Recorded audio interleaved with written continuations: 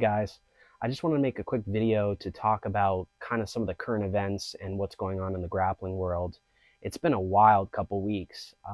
Last week, we got some information via a post from B Team's Instagram indicating that J-Rod was no longer with B Team. This led to kind of an internet, Instagram, Reddit frenzy of people speculating what's going on. Is this serious? Is this another prank or a joke? Turns out that it was not a joke. We did not have all the details at the time. There's a lot of rumors and speculation. I don't want to go too much into that, and I'm not going to speak on it. I don't really like to cover these sorts of topics. I want to kind of focus on the more positive things in jiu-jitsu, but there are plenty of people out there that are speaking on this, so you can go get that information from them or do your own research. But the point of this video is just to shine light on some other things going on in jiu-jitsu. So it does kind of tie in, however. So when we're dealing with somebody like Craig Jones and the B Team, which are not only professional jiu-jitsu athletes, but they've made this culture of theater. You know, it's kind of like they've brought in this WWE 2K 90s style, wrestling. If you grew up on WWF, now WWE like me, and you lived that Attitude Era, you could probably look at this and see for yourself that Craig is like a mixture of Vince McMahon and Goldust. You know, kind of a gimmick, but it has been extremely entertaining. There's a lot of things and jokes and stuff in jiu-jitsu that we wouldn't have if it didn't exist. It is bringing some more eyes into the sport. It is getting people who maybe watch WWE wrestling or UFC, maybe they're jiu-jitsu curious. It is getting some attention from people because, drama and theater and all of that does bring in attention. The only downside, in my opinion, is that sometimes when serious things occur, we can't always take them serious. We're expecting that everything's a joke. And right now we're in some weird timeline or matrix where we don't know what's what, right? So, well, there's one serious issue happening with B Team and everyone can't figure out if it's true or not, or it's a joke. Just a week later, we have Craig Jones being escorted out of Flograppling building. So you guys have probably seen the video of Craig Jones being escorted out of Flograppling. Flograppling posted it to their Instagram saying that, well, they appreciate humor. They don't appreciate, trespassing or whatever. I'll show you guys a clip of that.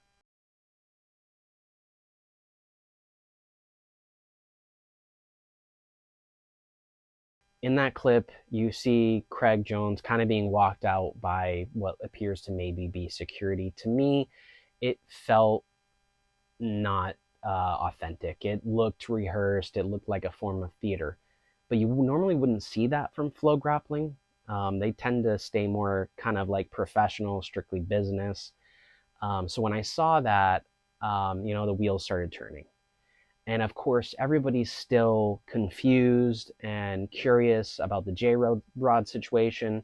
So again, we're all wondering what's real, what's not, what's going on. And then a day later, we have Craig post himself in the orange jumpsuit, that they dropped the charges, etc. And then a day later, we have Craig post a video of him walking into Flograppling, seeing a frame poster of a previous Flograppling card with Gordon on it. He takes it off the wall, says, "What the fuck is this shit?" And he smashes it over his knee. And of course, a couple of the guys from Flograppling are like, "Craig, what the hell, man?"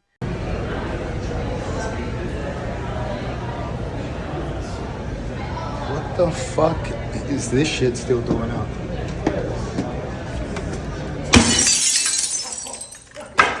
What the fuck, dude? Craig.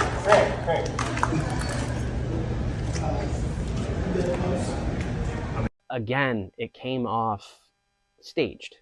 But again, people are confused. They're blended between reality and theater. So it still has people speculating what exactly is going on. So of course I started thinking, is this some sort of cross promotion? CJI2, Flograppling, what's going on? So I'm going to kind of cut out a lot of the research that you guys could do by digging down these rabbit holes and searching, and just talk about what I'm seeing going on right now. So Flograppling released a video today introducing their new general manager, Ben Koufax. And they sat down and they talked to him, and they talked about the future of grappling and flow grappling. And it's all starting to make sense. How do you stay, another way to say it, how do you stay authentic to real jiu-jitsu and cover the best people in the sport, even if they're not garnering the most eyeballs and the most, revenue and everything that's maybe a business metric, while also covering maybe the drama or the more exciting stuff, the beefs, the things that might actually be the stuff like the WWE part of jiu-jitsu, if you will, right? Mm-hmm. And like, how do you do both of those and do them well without sort of cannibalizing or bastardizing, half of your audience? For sure. It's clear that a lot of people had different complaints or beefs when it came to flow grappling, and a lot of that revolved around athlete pay. A lot of the streaming and the revenue that flow grappling got from their viewers was not kind of shared, is one of the complaints. So a lot of athletes kind of were feeling underpaid.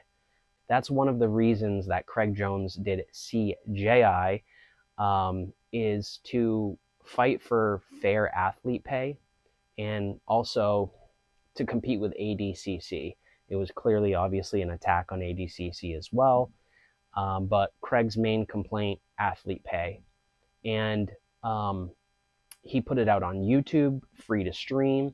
And the whole purpose of that to be streamed on YouTube was to see the viewership numbers, because they didn't have data available to show how many people were streaming, how profitable it could be, and what athletes should potentially be getting paid. So it's kind of all starting to make sense now. Now we're seeing Craig involved with flow grappling. It leads me to believe that we are going to see CJI come to flow grappling, and that perhaps they tapped Craig and Seth on the shoulder to be able to help them create a more entertaining, crowd-catching competition, and also to bring more people over to flow grappling to pay for the services. When they introduced the new general manager, Ben, they talked to him, and he's a good friend of Craig.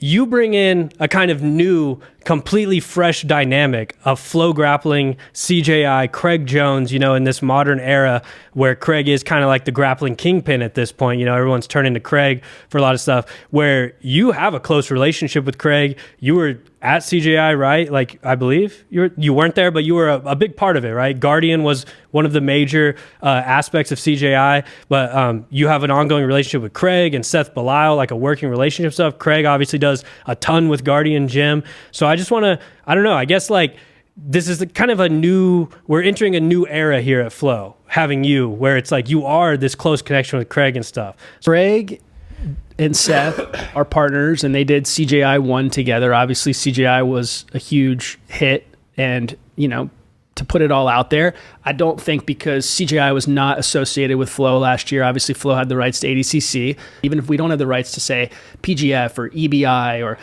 Fight Pass, whatever it is, you should be able to talk about it. And that is something that is certainly now changed, and there we will cover everything, whether we have the rights to it or not, because if it's grappling and it's interesting and our fans and consumers want to see it, then they should be able to see it and hear your opinion on it. So that's, I would say, like a non-issue moving forward, just to be clear for everybody that's listening. Ben's background is in Guardian Gym or Foundation, and it's a way to provide children or young people in areas where they're not able to afford to train jiu-jitsu to be able to train jiu-jitsu. So it's much like what Craig was doing. When Craig started the CJI, there was a lot of mystery to it. So kind of some breaking news on this. We now know who the man is that funded the $1 million for CJI. And it was a big mystery, big speculation. I'm sure plenty of you thought the same thing I did. We thought it was Zuck. But turns out it wasn't. It was actually Ben Koufax that was the provider for CJI's finances. And were you the benefactor who gave all the money for CJI? Yes. All right, there we go. We found him. So I think all along, Craig and Ben were working together. Craig put on CJI to gain the interest, to be able to show the numbers, to start the charitable foundations. Ben was helping Craig behind the scenes do it. And I think the plan may have always been to sort of take over the jiu-jitsu streaming game and to force these organizations into a corner to have fair fighter pay. What does this mean for the future of jiu-jitsu? I'm not really sure. I think we are going to see some different style of entertainment when it comes to Flograppling.